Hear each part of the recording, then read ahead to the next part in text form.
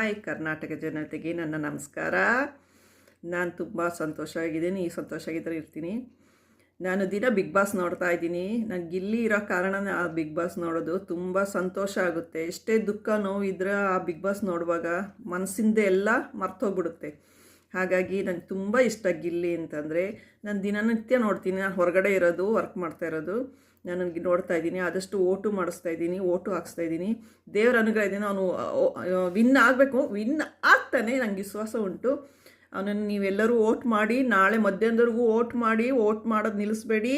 ಅವನು ವಿನ್ ಮಾಡಿ 37 ಕೋಟಿ, ಓ ಮೈ ಗಾಡ್, ಅವ್ರ ಮನೆಗೆ ಸಂತೋಷ ತರಲಿ. ಕಷ್ಟದಲ್ಲಿರೋರನ್ನ ಮೇಲೆ ತರಬೇಕು, ಅದು ಇಂಪಾರ್ಟೆಂಟು.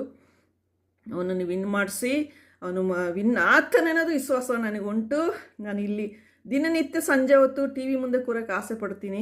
ನಾನು ಸಂತೋಷ ಈಗ ಮುಗಿತಾ ಇದೆಯಲ್ಲ ಅಂತ ಬೇಜಾರು. ಎಲ್ಲರೂ ವೋಟ್ ಮಾಡಿ ಅವನನ್ನೇ ವಿನ್ ಮಾಡಿ. Okay, god bless you all ಕರ್ನಾಟಕದ ಜನತೆ. Love you.